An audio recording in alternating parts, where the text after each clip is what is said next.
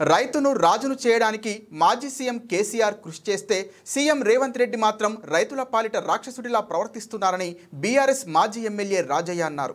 జనగామ జిల్లా లింగాల గణపురం మండల కేంద్రంలో మీడియా సమావేశంలో మాట్లాడారు. ఈ సందర్భంగా మాట్లాడుతూ రైతులను మోసం చేయడమే తప్ప రైతుల కోసం కాంగ్రెస్ ప్రభుత్వం చేసిందేమీ లేదని అన్నారు.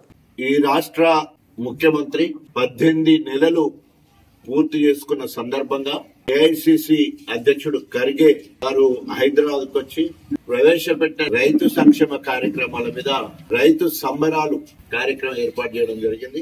నిజంగా దొంగ అన్నట్టు ఏం చేయకుండానే ఢిల్లీ స్థాయి లీడర్లతోటి సెలబ్రిటీస్ తోటి డిక్లరేషన్ చేయించి కొండందొవ్వి ఎలకను పట్టినట్టు ఇప్పటి వరకు రైతులకు చేసింది శూన్యం. మళ్ళా దానికి సవాల్ విసురుతాడు రేవంత్ రెడ్డి. కొన్ని సవాల్ విసిరిండు, దాని మీద నిలబడతాడా అంటే ఆ సవాల్ను స్వీకరించి కేటీ రామారావు గారు మరి ప్రెస్ క్లబ్ కా మరి కొండారెడ్డి పెళ్లికా గజ్వేల్ కా ఎక్కడైనా మేము సిద్ధమని చెప్పేసి 42 గంటల సమయం ఇస్తే మరి తుర్రుమని 47వసారి ఢిల్లీ ప్రయాణికి సిద్ధమవుతున్నాడు రేవంత్ రెడ్డి.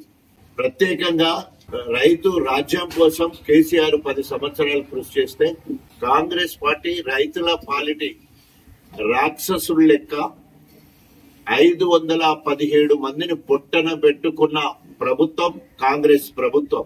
అలివి గాని హామీలిచ్చి ఆ హామీలకు ఆశపడి మరి కాంగ్రెస్ పార్టీని గెలిపిస్తే నమ్మించి నానబోస్తే పుచ్చి బుర్రలైనట్టు ఏ ఒక్కటి కూడా నెరవేరలే.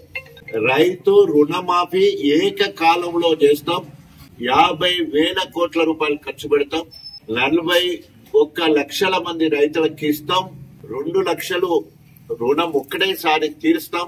అది సోనియా గాంధీ పుట్టినరోజు డిసెంబర్ 9 నాడే ఏకకాలంలో రుణాలు మాఫీ చేస్తామని చెప్పేసి రైతులకు అనుకుంటేది ఉంటే మేము జాబ్ కార్డ్ చూపిస్తా అని చెప్పేసి ఆఖరికి ఎక్కడ కూడా ఇచ్చిన సందర్భం లేనేలేదు.